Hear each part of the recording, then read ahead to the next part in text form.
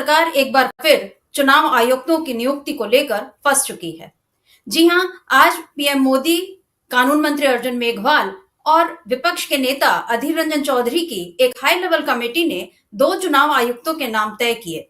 हालांकि ये कहा जा सकता है कि अधीर रंजन चौधरी इसमें शामिल नहीं थे, क्योंकि वो वहां होने के बावजूद जो सरकार ने फैसला लिया उसमें उनकी सहमति नहीं बन पाई। मोदी सरकार ने एक बार फिर एक नया खेल करने की कोशिश की है, ये कहना है अधीर रंजन चौधरी का, क्योंकि आज जब इस 2 चुनाव आयुक्तों के लिए जो बैठक हो रही थी, उनके नाम तय करने के लिए जो बैठक हुई, उसके बाद जब अधीर रंजन चौधरी बाहर निकले तो उन्होंने प्रेस कॉन्फ्रेंस की और जो कुछ कहा उससे साफ नजर आया कि वो इस बैठक से नाखुश थे, क्योंकि सरकार ने एक बार फिर मनमानी करने की कोशिश की और ये समझ में आया कि सरकार इस बार के चुनावों को एक बार फिर अपने तरीके से करवाना चाहती है, क्योंकि जो 2 नाम सामने आए, एक ज्ञानवीर सिंह संधू का और दूसरा ज्ञानेश कुमार का, दोनों पूर्व आईएएस ऑफिसर हैं, केंद्र में अपनी सेवाएं दे चुके हैं और ऐसा लग रहा है कि मोदी सरकार ने इन 2 नामों पर अपनी मर्जी से फैसले लिए हैं। जबकि इस बीच मामला सुप्रीम कोर्ट में भी है, एक याचिका दायर हुई है एडीआर की ओर से और एक जया ठाकुर की ओर से, जिसमें यह कहा गया है कि प्रधानमंत्री और उनके जो 3 लोगों की जो कमेटी है, जो ये फैसला लेने वाली है कि 2 चुनाव आयुक्तों की नियुक्ति हम ही करेंगे, उस पर जो है सुप्रीम कोर्ट रोक लगाए और अपने तरीके से फैसला ले। इस मामले पर सुनवाई कल होनी है, लेकिन इसके पहले आज प्रधानमंत्री नरेंद्र मोदी, अर्जुन मेघवाल कानून मंत्री हैं और विपक्ष के नेता अधीर रंजन चौधरी, इन 3 लोगों की आज एक बैठक हुई। इसके लिए जो नाम भेजे गए थे उसमें अधीर रंजन चौधरी बिल्कुल सहमत नजर नहीं आए। क्या कहा है अधीर रंजन चौधरी ने इस बैठक के बाद, आइए पहले इस बात को सुन लेते हैं। जो सूची दिए गए थे वो मान लीजिए कुल मिलाकर 212 जन की, 212। तो मान लीजिए कल रात में मैं आए हैं दिल्ली, 12 बजे पहुंचे और सुबह 12 बजे हमें पीएम साहब की दफ्तर में चयन करने के लिए जाना पड़े और इसी बीच रातों रात 212 व्यक्तियों को उनके बारे में मुझे कैसे बारीकी से जानकारी मिले और कैसे मैं अपना बुद्धि को इस्तेमाल करेंगे। तो मैंने देखा 212 क्या फायदा। दूसरी बात, हमारा जो कमेटी, ये कमेटी की में एक प्राइम मिनिस्टर है, उसके साथ होम मिनिस्टर, मतलब 2 मंत्री और मैं एक विपक्ष, मतलब शुरू से ही इस कमेटी में बहुमत सरकार की पक्ष में है। तो इसलिए मैं कहीं ये ना कहें, सरकार जो चाहेगी वही होगी। सरकार की मंशा मुताबिक ये इलेक्शन कमिश्नर उसका चयन होगी। बीच में विनीत गोयल साहब, वो भी रेजिग्नेशन दे डाली, वो भी रिक्त हो गए। पहले पिछले बार ये मीटिंग होने वाला था, उस समय भी हम आए थे लेकिन डिफॉल्ट हो गई थी, इसको टाला गया था। जो चंदा साहब रिटायर होने के बाद टाला गया था।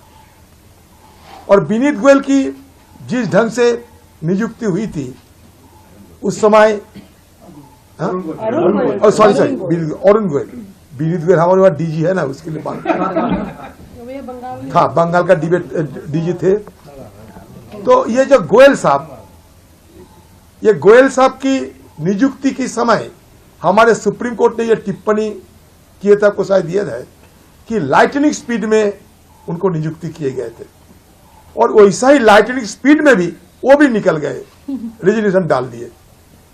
एक लाइटनिंग स्पीड में वो आए और डिजिटल स्पीड में वो चले गए और बीच में हम इधर जाए ना उधर जाए, रिक्त पद लेकर हमें दिक्कत बढ़ गए।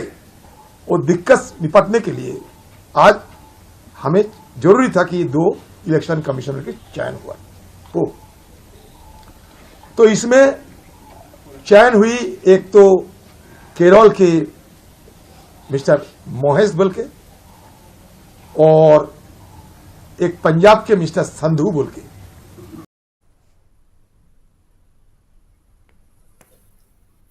तो अधीर रंजन चौधरी कह रहे हैं कि उन्हें मात्र 24 घंटे का वक्त भी नहीं मिला, 212 नाम तय करने थे, 212 नामों की सूची उनको दी गई, जिनमें से 2 नाम उनको तय करने थे, लेकिन इन नामों का उनका विश्लेषण करने के लिए कि ये किन किन लोगों के नाम हैं, इनका बैकग्राउंड क्या है, किस तरह से उन पर विचार किया जा सकता है, इस सब के लिए वक्त चाहिए था, लेकिन अधीर रंजन चौधरी को ये वक्त नहीं मिला।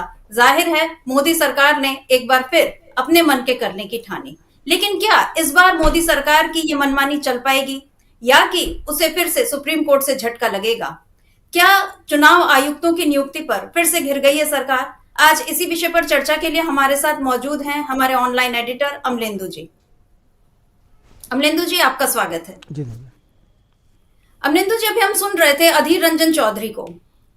जो दर्शक हमारे साथ शुरू में जुड़ नहीं पाए उन्हें हम बता देते हैं कि आज इस खरी खरी प्रोग्राम में हम ये चर्चा कर रहे हैं कि चुनाव आयुक्तों की नियुक्ति पर किस तरह से मोदी सरकार घिर गई है।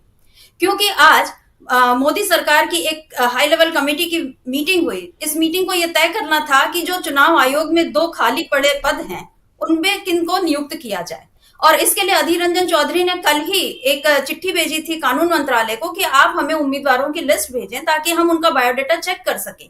लेकिन उनको रात को 212 नामों की सूची मिली, और जिनमें से आज उनमें से 2 नाम फाइनल हो गए, और ये नाम भी फाइनल हुए सरकार के बहुमत से। यानी इस मीटिंग में 3 लोगों की मौजूदगी में 2 तो सरकार के ही लोग थे, एक प्रधानमंत्री खुद और दूसरे कानून मंत्री अर्जुन राम मेघवाल, और तीसरे थे नेता प्रतिपक्ष अधीर रंजन चौधरी।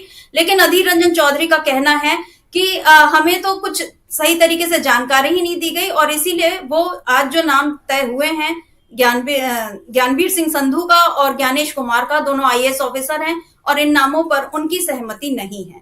और अब ये मामला सुप्रीम कोर्ट ये कल तय करेगा। जैसा आप जानते हैं कि याचिका दाखिल हो चुकी है, और कल वहां पर क्या कुछ होगा ये तो कल की बात है। लेकिन आज अमलेंदु जी, आप इस मामले को कैसे देख रहे हैं, क्या विश्लेषण कर सकते हैं? क्योंकि अधीर रंजन चौधरी ने इसमें अरुण कुमार गोयल का नाम भी लिया कि वो उनकी लाइटनिंग स्पीड से उनकी नियुक्ति हुई थी, और उसी लाइटनिंग स्पीड से वो चले भी गए। अभी हमने देखा पिछले हफ्ते ही उन्होंने अपना रेजिग्नेशन दिया था, जिसका कोई कारण अभी तक सामने नहीं आया है। 2 महीने में 2 पद खाली हो गए चुनाव आयुक्तों के, और उसके बाद जब नियुक्ति हुई तो किस तरह से हो रही है, किन लोगों की नियुक्ति हो रही है? क्योंकि ये जो दोनों नाम हैं, इनका बैकग्राउंड अभी धीरे धीरे बहुत सारी परतें खुलने बाकी हैं। लेकिन आज इस वक्त आप इस मामले को कैसे देखते हैं? देखिए समिता जी, जो अधीर रंजन चौधरी कह रहे थे अरुण गोयल के बारे में कि भाई उनकी लाइटनिंग स्पीड से नियुक्ति हुई, लाइटनिंग स्पीड से वो चले गए, तो सिर्फ अरुण गोयल की ही नियुक्ति लाइटनिंग स्पीड से नहीं हुई, और लाइटनिंग स्पीड से गए ही नहीं, बल्कि 2 चुनाव आयुक्तों की नियुक्ति भी लाइटनिंग स्पीड से ही हो गई। यानी रात को आप 212 लोगों की लिस्ट आप देते हैं अधीर रंजन चौधरी को कि भाई ये 212 नामों की अपनी सूची जो है सिलेक्शन कमेटी भेजती है कि इन 212 नामों की जो है वो सूची है, इनमें से तय करना है।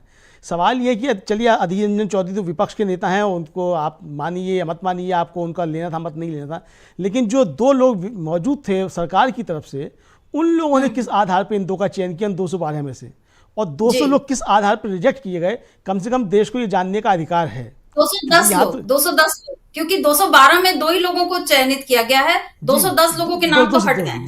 जी 210 के हट गए। तो ये जो 210 हटाए गए हैं, ये किस आधार पर हटाए गए हैं, तो कम से कम ये तो देश को बताया जाए। क्या 210 नाम हटाए जाने के लिए 1 मिनट का 2 मिनट का समय लगेगा कि नहीं लगेगा? मतलब आधे घंटे में मीटिंग भी समाप्त हो गई, और अगर मान लीजिए मीटिंग से पहले ही जैसे अधीर रंजन चौधरी को लिस्ट दी गई थी रात में 212 की, तो हो सकता है प्रधानमंत्री को, जो केंद्रीय मंत्री उसमें मौजूद थे, उनको भी रात को 12 बजे ही दी गई हो 212 लोगों की लिस्ट। तो उन्होंने भी किस तरीके से इस तरीके से इसकी जो थी वो जाँच पड़ताल कर ली कि इस पर उनको मोहर लगाना है। इसका मतलब साफ है कि पहले से ये 2 नाम जो थे ये पहले से तय सरकार ने कर रखे थे कि इनकी हमको नियुक्ति करनी है, और 210 नाम जो थे वो अतिरिक्त उसमें जोड़े गए ताकि जो विपक्ष के नेता वहाँ शामिल हों उनको किसी तरीके से भटकाया जा सके कि आप इन 212 नामों के अंदर उलझते रहिए कि कौन सा इसमें बनाया जा सकता है, कौन सा नहीं बनाया जा सकता, और अपनी आप आपत्ति करते रहिए। अधीर रंजन चौधरी इससे पहले एक बात और कह रहे थे कि भाई जो भी होना है वो होना तो सरकार की मर्जी से, क्योंकि बहुमत वहाँ सरकार का है। जाहिर सी बात है कि सरकार का बहुमत है उस कमेटी में, और उस कमेटी में जो होना था वो होना सरकार की मर्जी से था। लेकिन इसके बाद भी अगर सरकार 200 मतलब चयन समिति 212 लोगों के नाम भेज रही है, तो या तो उस चयन समिति कायदे से काम नहीं किया कि आप 212 लोगों के नाम भेज रहे हैं, क्योंकि 5 नामों के एक पद के लिए 5 नामों की जो वो सिलेक्शन किया जाना था वो सिलेक्शन कमेटी को करना था। आप इसका मतलब 5 के बदले आप 110, 105 या 106 लोगों की आप जो है वो सूची तैयार कर रहे हैं। तो अगर इस सिलेक्शन कमेटी ने ढंग से काम किया है और इतना ज़्यादा विस्तृत तौर पर जाकर के गहन पड़ताल करके ये नाम छांटे हैं, तो फिर 110 लोगों के फिर क्या गुण दोष थे ये भी उस सिलेक्शन कमेटी को मालूम होंगे। तो कम से कम वो सिलेक्शन कमेटी बताए कि ये 212 लोगों के क्या गुण दोष थे जिनके आधार पर इनको चयनित किया गया था, और उन गुण दोष में से 2 लोग जो चुने गए हैं उनके गुण दोष क्या थे जिसके आधार पर सरकार के जो 2 लोग उस कमेटी में शामिल थे उन्होंने इनको चुना है। कुल मिलाकर के इसलिए ये विवाद और ज़्यादा है। जाहिर बात है कि अधीर रंजन चौधरी जो अपनी आपत्ति दर्ज कर रहे हैं वो 212 नामों को लिस्ट को लेकर के भी आपत्ति दर्ज कर रहे हैं और इन 2 नामों को लेकर के भी आपत्ति दर्ज कर रहे हैं। इससे ज़्यादा आपत्ति की बात सुमित्रा जी ये है कि सरकार को मालूम है कि आप जो नया कानून लेकर के आए थे आप उसके तहत ये नियुक्ति कर रहे हैं और उस कानून को ही चुनौती देने की याचिका सुप्रीम कोर्ट में दायर हो चुकी है। सुप्रीम कोर्ट उसको एक्सेप्ट कर चुका है याचिका को, उस पर सुनवाई करेगा और 15 मार्च को यानी कल उस पर सुनवाई होनी है। ऐसे में क्या एक तो अब इसका मतलब ये मामला जो है न्यायालय के विचाराधीन है, तो ऐसे में जिस कानून के ऊपर कोई विवाद है वो न्यायालय के अंदर विचाराधीन है, उसके अंदर सरकार को इस तरीके की नियुक्ति करने से बचना चाहिए था। कम से कम कल तक का तो इंतजार कर सकते थे।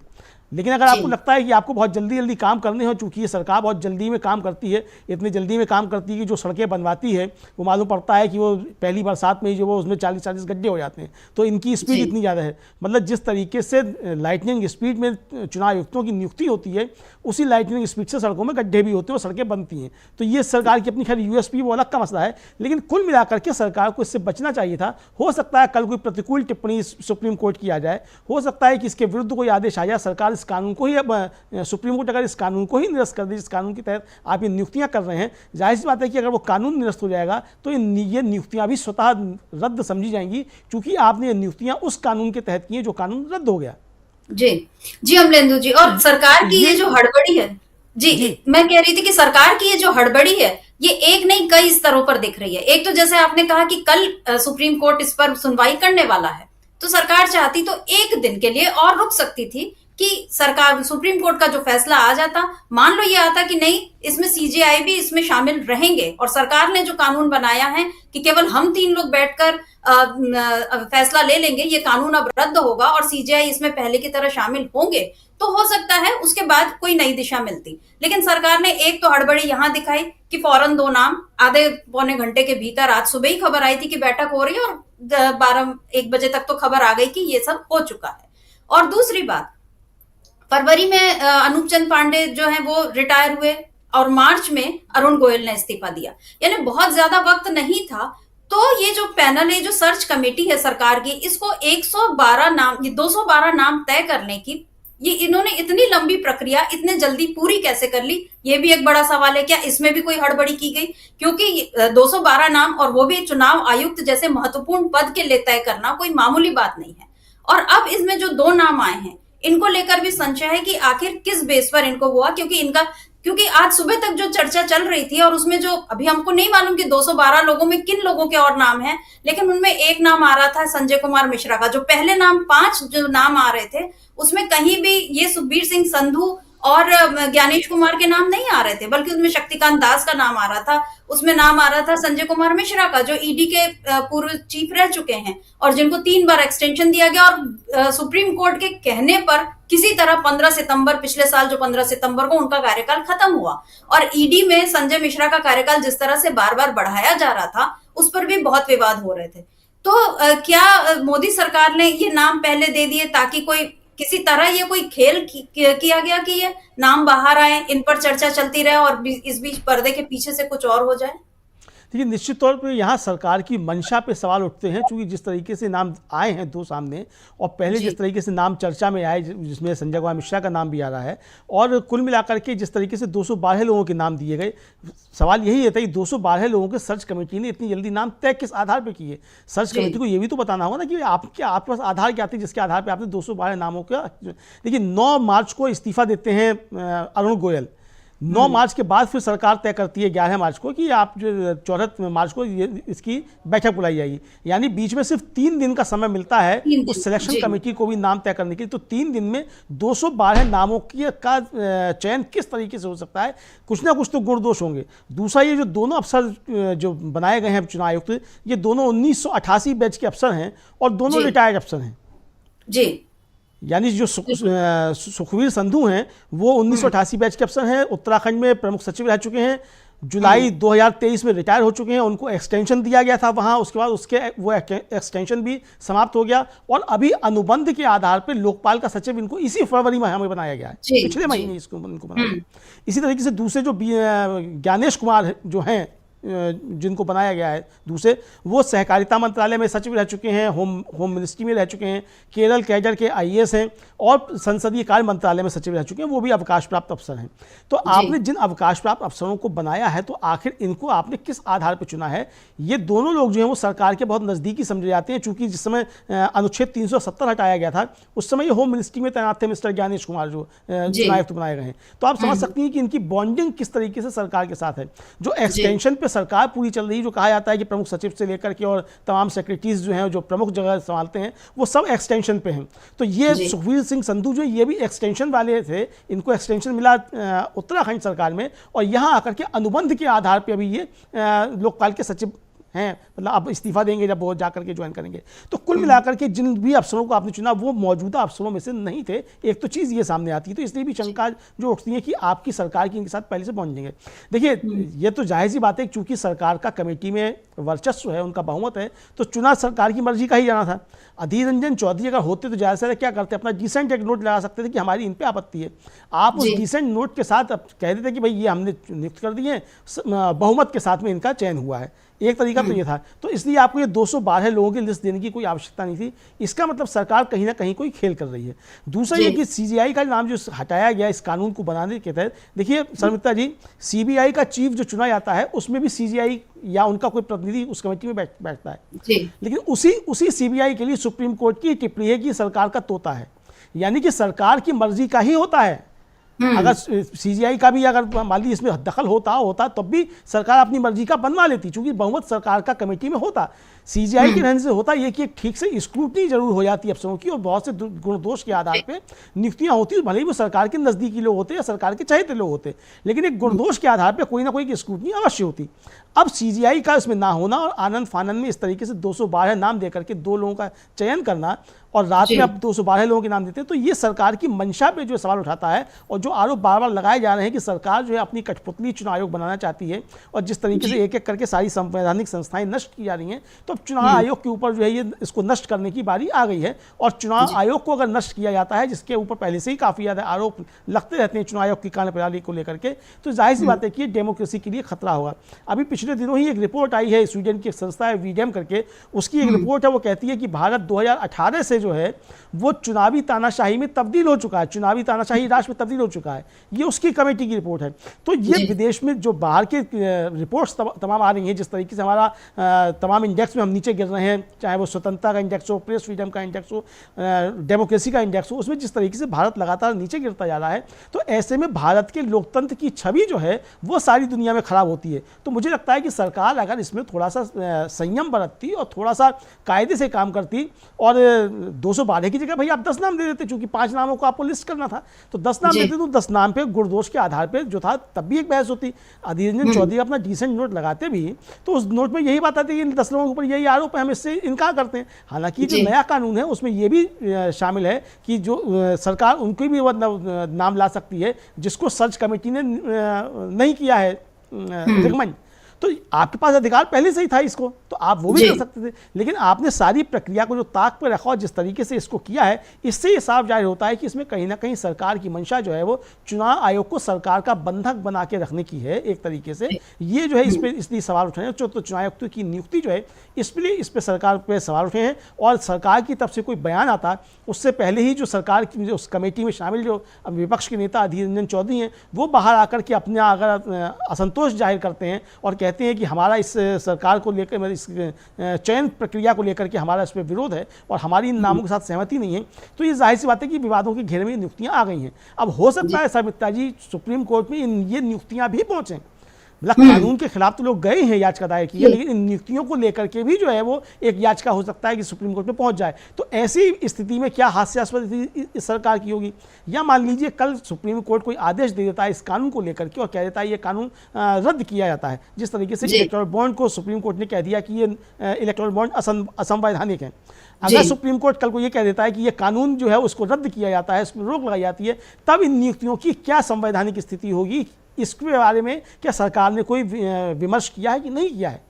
और सरकार जब सिर के ऊपर चुनाव है और चुनाव की जिम्मेदारी है, तो ऐसे समय में इस मतलब किसी भी विवाद से बचा जाना चाहिए था, वो चाहे किसी भी तरीके का विवाद होता। लेकिन चूंकि सरकार का विवादों से नाता है और ये शायद विवादों में आपदा में अवसर तलाशते रहती है सरकार, तो हो सकता है कि उन्होंने सोचा हो कि एक आपदा में अवसर तलाशा जाए और विवादों के जरिए जो है इस चुनाव के अंदर जाया जाए। लोग चिल्लाते रहेंगे, उसको भी एक जो है पॉलिटिकल स्टंट के रूप में इसको तब्दील किया जाए। तो अगर सरकार की मंशा इसको एक पॉलिटिकल स्टंट में तब्दील करने की है, तब तो ठीक है, आप पॉलिटिकल स्टंट करते हैं, तो उसमें से एक स्टंट ये भी हो गया। लेकिन अगर आपकी वास्तव में चिंता इस देश के संविधान के प्रति है, अगर आपकी वास्तव में चिंता इस देश के लोकतंत्र की प्रति है और जनता का बहुमत जो है और किस तरीके से हासिल किया जाए, किस तरीके से स्वतंत्र, निष्पक्ष और पारदर्शी मतदान हो, इसको लेकर के अगर आपकी चिंता जरा भी है और इसको लेकर के आपका जरा भी कंसर्न है, तो इस तरीके की नियुक्ति से सरकार को बचना चाहिए था। मुझको ऐसा लगता है सर मित्रा जी। जी अमलेंदु जी, सरकार को बचना तो बहुत सारी बातों से चाहिए, लेकिन जैसा कि अभी आप कह रहे हैं कि पॉलिटिकल स्टंट या आपदा में अवसर तलाशने की जो इनकी कोशिश रहती है वो हमेशा से चलती आई है।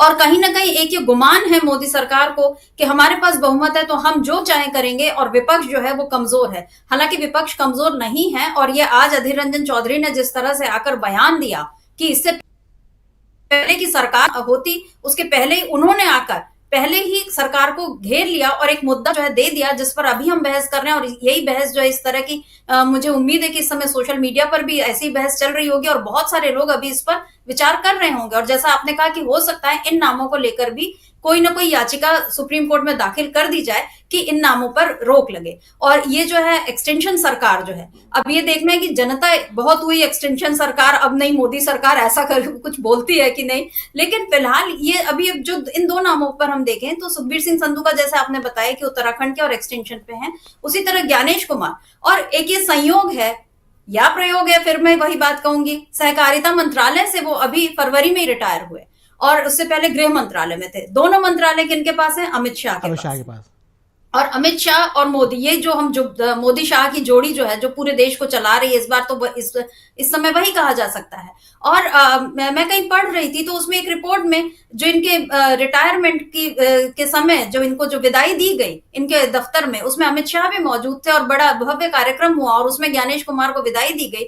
और उसमें उस रिपोर्ट में लिखा है कि मंत्रालय के एक अफसर ने नाम न छापने की शर्त पर यह कहा है कि वो अपने बॉस के, जो अमित शाह को उन्होंने कठिन बॉस बताया, लेकिन उन बॉस को वो खुश कर लेते हैं क्योंकि वो उनके बताए सारे कामों को पूरा कर लेते हैं। तो ये अपने आप में बड़ी एक संदिग्ध सी बात लगी कि अफसर नाम नहीं बताना चाह रहे, लेकिन ये बता रहे हैं कि ये जो रिटायर हुए हैं इनसे बॉस बहुत खुश रहते हैं। अब बॉस को खुश करने के लिए अगर ये चुनाव आयुक्त बनते हैं तो आगे और क्या क्या होगा, ये तमाम जो संदेह हैं, तमाम सवाल जो हैं इस समय उठ रहे हैं। और हम सबके सामने एक लोग जो मोदी जी के लिए तो मुझे ऐसा लगता है कि मदर ऑफ डेमोक्रेसी भी एक जुमला ही उनके लिए रह गया है, क्योंकि आपने जैसे वीडेम की रिपोर्ट के बारे में बताया, और ये रिपोर्ट पहली बार इस तरह की नहीं आई है। पिछले 10 सालों में हमने लगातार ये देखा है कि जितने भी इस तरह के इंडेक्स हैं, चाहे हैप्पीनेस का इंडेक्स हो, चाहे प्रेस फ्रीडम का इंडेक्स हो, चाहे ये डेमोक्रेसी का इंडेक्स हो, उदारता वाली बात हो, हर जगह जो है हम विश्वगुरु नहीं बन रहे हैं, हम बहुत पीछे हो गए हैं। और जबकि भारत की जो पहचान थी वो तो लोकतंत्र से थी और इसी लोकतंत्र की मजबूती से थी। लेकिन अब जिस तरह से संवैधानिक संस्थाओं पर, अभी चुनाव आयोग पर जिस तरह से सवाल उठ रहे हैं, ये एक बहुत बड़ा खतरा है। तो कल क्या सुप्रीम कोर्ट इस खतरे को टाल पाएगा? अमलेंदु जी, देखिए समिता जी, अब ये तो सुप्रीम कोर्ट के ऊपर है कि वो सुप्रीम कोर्ट इस खतरे को किस तरीके से देखता है। और हालांकि मुझको लगता है कि सुप्रीम कोर्ट ने इस खतरे को शायद भांपा है, क्योंकि ये याचिका पहले इसकी कल सुनवाई होनी थी और जस्टिस संजीव खन्ना की पीठ में ये पहुंचा था मामला। जस्टिस संजीव खन्ना ने ही, जो ADR के अधिवक्ता हैं प्रशांत भूषण, उनको बताया कि उनको CGI की तरफ से सूचना मिली है कि 15 मार्च को, यानी शुक्रवार 15 मार्च को CGI इस मामले को खुद सुनेंगे। इसका मतलब कि ये गंभीर मसला जो है वो सुप्रीम कोर्ट ने समझा है कि ये मामला गंभीर है। क्योंकि देखिए, गंभीर इसलिए कि सुप्रीम कोर्ट ने जो आदेश दिया था कि आप चुनाव आयुक्तों की नियुक्ति किस तरीके से करेंगे, वो चुनाव आयुक्तों की नियुक्ति को लेकर के सवाल उठे थे। और वो इन्हीं अरुण गोयल की नियुक्ति को लेकर सवाल उठे थे कि जो व्यक्ति 24 घंटे पहले VRS लेता है, उसका VRS तुरंत स्वीकृत भी हो जाता है और 24 घंटे के अंदर उसको चुनाव आयुक्त नियुक्त भी कर दिया जाता है। तो इसी को लेकर के सुप्रीम कोर्ट ने सवाल उठाए थे कि भाई आपने किस आधार पर इसको तत्काल जो था वो नियुक्त कर दिया। देखिए, वही स्थिति आज इन 2 चुनाव आयुक्तों की नियुक्ति को लेकर के भी हो रही है। जिस आधार पर सुप्रीम कोर्ट ने उनकी जो नियुक्ति पे सवाल उठाए थे, अरुण गोयल की नियुक्ति पे, जी। और पूरा का पूरा कानून जो था वो एक तरीके से कह दिया था कि आपको अब इसमें सीजेआई को, नेता विपक्ष को इसमें शामिल करना पड़ेगा। उसी को लेकर के जब सुनवाई जा रही है और आप दूसरे तरीके से आप कर रहे हैं, इसका मतलब सुप्रीम कोर्ट की निगाह में ये है कि कहीं ना कहीं डेमोक्रेसी के साथ छल हो रहा है। ये कुल मिलाकर के, चूंकि चुनाव आयोग संस्था जो है उसके ऊपर सबसे ज्यादा जिम्मेदारी है कि चुनाव स्वतंत्र और निष्पक्ष पारदर्शी तरीके से हो, और केवल हो नहीं बल्कि दिखाई भी दे कि चुनाव स्वतंत्र है, निष्पक्ष है और पारदर्शी तरीके से हो रहा है, लेवल प्लेइंग फील्ड सबको मिल रहा है, जो कि नहीं मिल रहा। खड़गे साहब का आज ही सुबह एक बयान आया है कि कांग्रेस के पास चुनाव लड़ने के लिए पैसे नहीं है और भारतीय जनता पार्टी के पास अथाह संपत्ति इकट्ठा हो गई है। तो अगर इस तरीके की परिस्थितियां पैदा हो रही हैं और सारी एक तरीके से कहा जाए जो जिम्मेदार संवैधानिक संस्थाएं हैं वो अगर एक दल विशेष के एजेंट के रूप में काम करने लग जाए, हालांकि मुझको ये शब्द इस्तेमाल नहीं करना चाहिए, लेकिन जो परिस्थितियां इस समय देश के अंदर हैं उसमें यही कहा जा सकता है कि एक दल विशेष के रूप में तमाम एजेंसी, संवैधानिक संस्थाएं जो और एजेंसियां जो हैं वो एक तरीके से काम कर रही हैं, और ये विपक्ष के आरोप लगातार इसको लेकर के लग रहे हैं। तो चुनाव आयोग के ऊपर भी ये लगातार सवाल है। कल ही राहुल गांधी जो थे उनसे अपनी जब भारत जोड़ो न्याय यात्रा में थे तो लोगों ने ईवीएम को लेकर के उनसे सवाल उठाया और जोर जोर से सवाल उठे, तो राहुल गांधी ने ईवीएम को लेकर के और चुनाव आयोग की निष्पक्षता को लेकर के वहां सवाल उठाए। इसका मतलब ये मसला बड़ा बनता जा रहा है, और जिस तरीके से ईवीएम को लेकर के पिछले दिनों हमने देखा कि लगातार आंदोलन हुए दिल्ली में, कई बार जो थे वो वकील जो थे वो पहुंचे, फिर दिग्विजय सिंह और उदित राज, वामन मिश्राम, इन लोगों ने भी जाकर के प्रदर्शन किया। तो जिस तरीके से लगातार ईवीएम को लेकर के संदेह उठ रहे हैं और उसके सवाल उठे, वो चुनाव आयोग की कार्यप्रणाली को लेकर के भी जो थे वो इस तरीके के सवाल थे।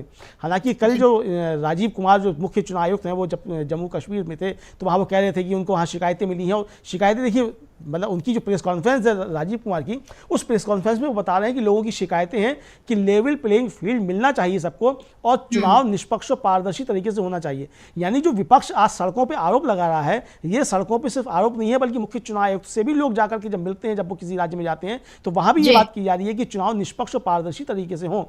इसका मतलब कि जनता के मन में चुनाव को लेकर के गंभीर संदेह हैं, और अगर चुनाव की प्रक्रिया को लेकर के जनता के मन में गंभीर संदेह पैदा होंगे तो ये डेमोक्रेसी के लिए अच्छा नहीं है।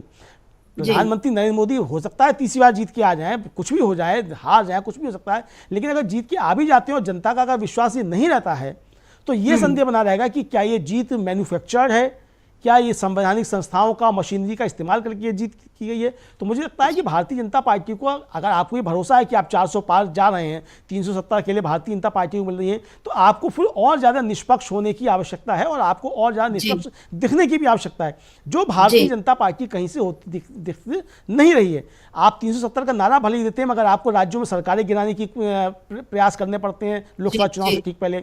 आपको तमाम जिनके ऊपर आप आरोप लगाते हैं कि ये भ्रष्ट नेता हैं, आपको उनको जो है अपनी पार्टी में शामिल करना पड़ता है, उनको मंत्री भी बनाना पड़ता है। फिर आप जो है तमाम छोटे छोटे दलों से गठबंधन करना चाहते हैं। भाई अगर आपको ये सब जा रहा है, आप 370 के पार और 400 पार हैं, तो आपको इन सब की कोई आवश्यकता नहीं थी, और इस तरीके से चुनाव आयुक्तों की नियुक्ति करने की आवश्यकता नहीं थी।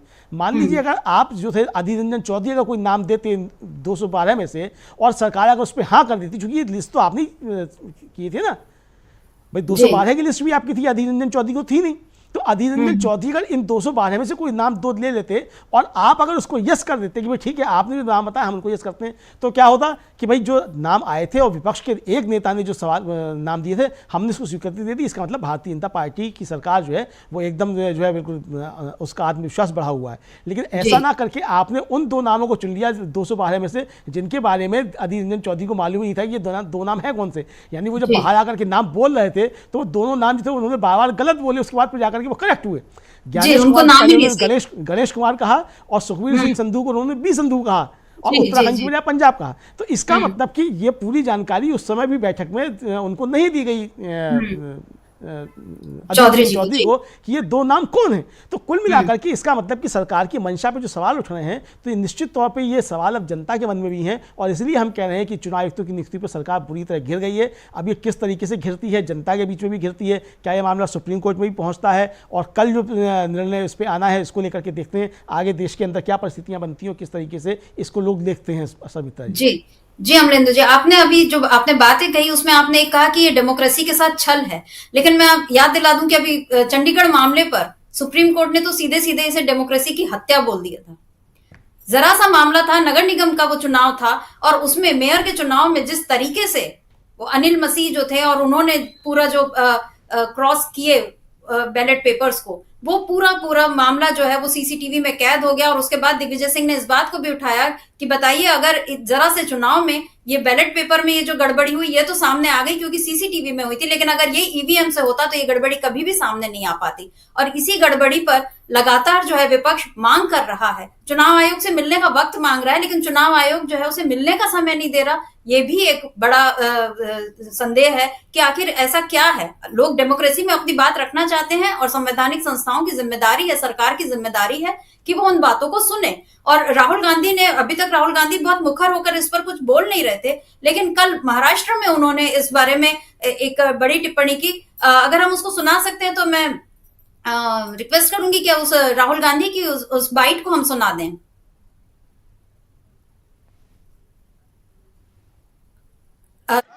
अच्छा, आपने ईवीएम की बात की, बिल्कुल सच है।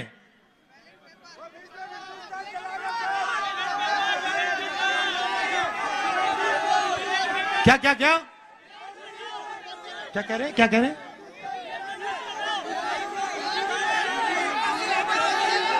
ईवीएम ईवीएम हटाओ, ये पूरा हिंदुस्तान कह रहा है कि ईवीएम में कमी है। हम इलेक्शन कमीशन के यहां गए, वो सुनने को तैयार नहीं है।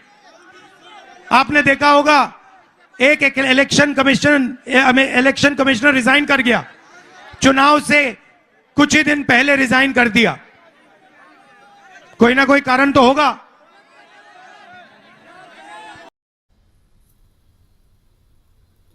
कोई ना कोई कारण तो होगा, और ये कारण क्या है यही अभी तक समझ में नहीं आ रहा है। और ऐसे बहुत सारे सवाल हैं जो इस समय इलेक्शन कमीशन को लेकर, इस सरकार के कामकाज को लेकर, इस सरकार के फैसलों को लेकर, और सबसे बड़ी बात हमारे भारत की डेमोक्रेसी पर लग चुके हैं। और जिन इन सवालों के जवाब जानना बेहद जरूरी है। लेकिन इस समय मोदी सरकार का एक ही एजेंडा दिख रहा है कि किसी तरह 400 पार सीटें।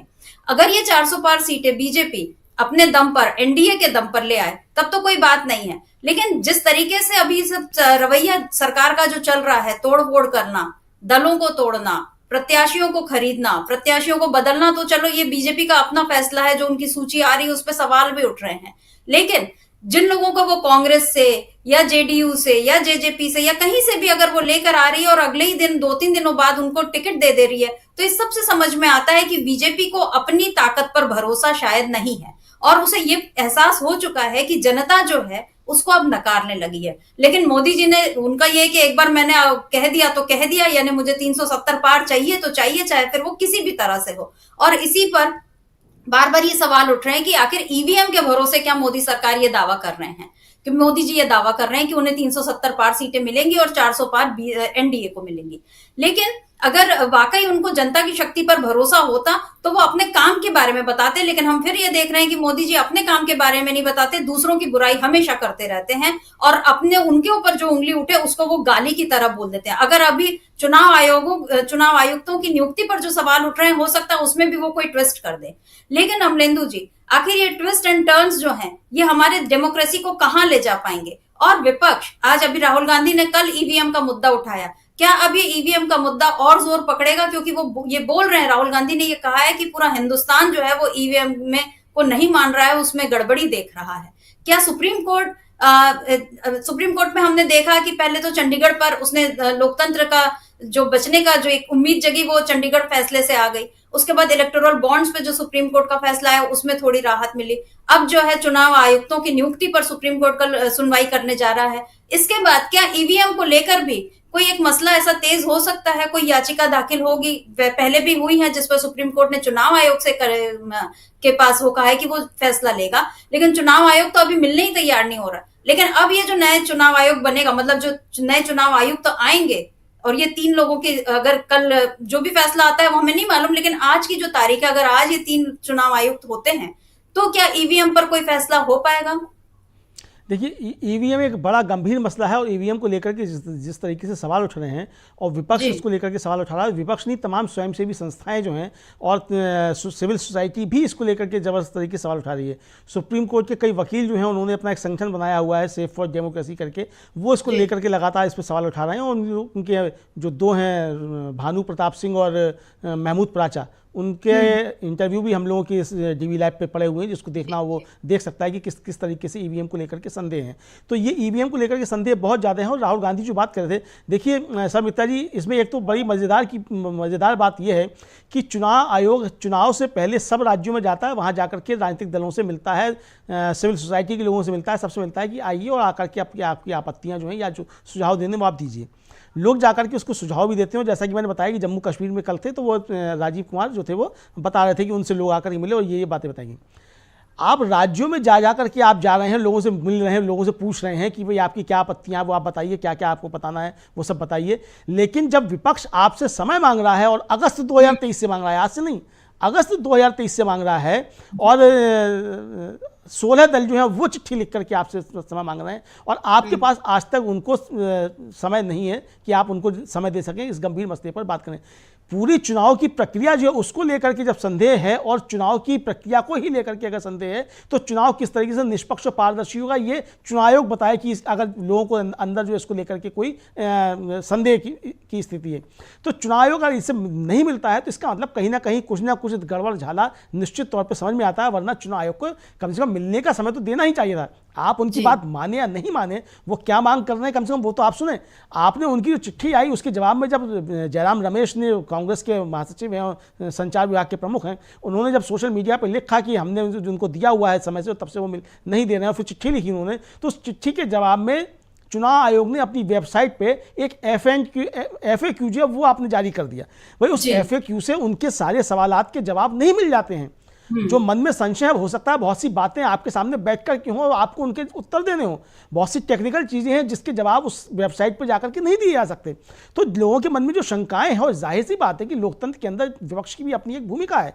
जिन राजनीतिक दलों ने आपको चिट्ठी लिखी वो 60% आसपास उनके पास वोट है इस लोकसभा चुनाव में, वो सिर्फ विपक्ष नहीं है। इसका मतलब 60% मतदाता जो भारत के हैं उनकी एक तरीके से आवाज वो 16 दल जो थे वो आपके पास लेकर के पहुंचे थे, और आप उनकी बात सुनने के लिए तैयार नहीं है। तो ये चुनाव आयोग की निष्पक्ष भूमिका के ऊपर संदेह जाहिर करता है। और मुझे लगता है कि ईवीएम को लेकर के भी एक बड़ा कोई आंदोलन या बड़ा कोई या सुप्रीम कोर्ट के ही अंदर लोग जा सकते हैं, पहले से भी वहाँ याचिकाएं पड़ी हुई हैं ईवीएम को लेकर के। हो सकता है कि चुनाव से पहले उनके ऊपर भी कोई आदेश आ जाए, इस तरह की चीज़ें भी हो सकती हैं। हालांकि इन्हीं राजीव कुमार का अभी बयान आ चुका है 15 दिन पहले कि अगर सुप्रीम कोर्ट आदेश देता है कि ईवीएम से चुनाव नहीं हो तो हम बैलेट से भी कराने के लिए तैयार हैं। तो यानी कि आप इसके लिए तैयार हैं कि सुप्रीम कोर्ट अगर आदेश देगा तो आप कराने के लिए तैयार हैं, लेकिन आप विपक्ष से जो है, जो विपक्ष के 16 दल हैं, आप उनसे बातचीत करने के लिए तैयार नहीं है कि आप उनकी शंकाओं का निवारण कर सकें। तो ये कुल मिलाकर के एक संदेह की स्थिति ईवीएम को लेकर के, चुनाव आयोग की कार्यप्रणाली को लेकर के निश्चित तौर पर जाहिर करता है। और जिस तरीके से चुनाव आयुक्तों की नियुक्ति हुई है, इसके बाद तो ये शंकाएं और ज़्यादा बढ़ जाती हैं। मुझे लगता है कि इन शंकाओं का बादल जो हैं वो देश के अंदर और गहराएंगे, और सरकार इन बादलों के पीछे कैसे छिपती है ये देखना होगा सर मित्रा जी। जी अमलेंदु जी, अभी तो पता नहीं मोदी जी के पास वो एक विमान है कि नहीं, वो जो राडार वो बादलों के पार भी जो देख लेता है ऐसा। वो तो वैज्ञानिक है, महावैज्ञानिक है, एंटायर पॉलिटिकल साइंस के साथ साथ उन्होंने बहुत सारे साइंसेस किए हुए हैं। लेकिन अभी सवाल तो यही है कि इस समय जब पूरे दुनिया में अधिकतर देशों में जो है बैलेट से ही चुनाव होते हैं, बैलेट पेपर से चुनाव होते हैं, वहां ईवीएम नहीं हो रहा है क्योंकि मशीन है, उसमें गड़बड़ी संभव है। और अगर विपक्ष जो है जिसके पास 60% जनता का प्रतिनिधित्व है, अगर वो ये मांग कर रहा है तो निर्वाचन आयोग को बिल्कुल उसको समय देना चाहिए। लेकिन नामालूम कारणों से वो ये समय नहीं दे रहा है, उनकी शंकाओं का समाधान नहीं कर रहा है। वैसे ही जैसे संसद में मोदी सरकार ने एक झटके में 100 से ज्यादा सांसदों को बाहर कर दिया क्योंकि उन्हें उनकी आवाज उठाना पसंद नहीं था। तो ये हम लगातार देख रहे हैं कि आवाज उठाना किसी भी तरह से पसंद नहीं आ रहा है सरकार को, और जहां उनके खिलाफ आवाज उठ रही है वहां उन आवाजों को दबाया जा रहा है। लेकिन इस समय विपक्ष जो है और राहुल गांधी, इंडिया गठबंधन और ये जो है ये पूरी आवाज जो है अपनी बुलंद किए हुए हैं। और हम लगातार देख रहे हैं, आज राहुल गांधी नासिक में थे और उन्होंने वहां पे शरद पवार के साथ उनके साथ मंच साझा किया, और उसमें संजय राउत भी थे जो शिवसेना के थे। मतलब ये जो विपक्ष जो है इसकी एकता लगातार दिख रही है। ममता बनर्जी को लेकर बातें चल रही थी, टीएम वहां पे बंगाल में उन्होंने अपने बूते वो पूरे चुनाव लड़ेंगे, उन्होंने अपने कैंडिडेट्स घोषित कर दिए हैं। लेकिन ममता बनर्जी को भी अभी भारत जोड़ो न्याय यात्रा के समापन का न्योता जो है वो मिला हुआ है, और हो सकता है वो आए और फिर कोई एक नया समीकरण चल पड़े। लेकिन इस बीच हम ये देख रहे हैं कि चाहे इलेक्टोरल बॉन्ड हो, चंडीगढ़ का मामला हो, चाहे अब ये चुनाव आयुक्तों की नियुक्ति का मामला हो, हर जगह जो है आस बंध रही है सुप्रीम कोर्ट से। लेकिन ऐसे में अभी ये जो आपने एक शब्द का इस्तेमाल किया था कि बादल गहराए हुए हैं, तो इन बादलों में अब जो सूरज की रोशनी, जो लोकतंत्र की रोशनी है, उसकी उम्मीद हम केवल कर सकते हैं विपक्ष से, क्योंकि असली लोकतंत्र तो तभी है जब सुप्रीम कोर्ट अपना काम करे, न्यायपालिका अपने काम करे, उसे इस बात की जरूरत ही नहीं पड़े कि चुनाव ऐसे होने चाहिए या ये चुनाव खारिज हो या इनकी गिनती ऐसे हो या आप ये नियम बनाएं, क्योंकि नियम बनाने का काम जो है ये विधायिका का है। और वहां पर ये जो काम है विपक्ष, एक जो चेक एंड बैलेंस की स्थिति है वो इस समय मोदी सरकार ने पूरी खत्म की हुई है। जरूरत इसी व्यवस्था को एस्टेब्लिश करने की है फिर से,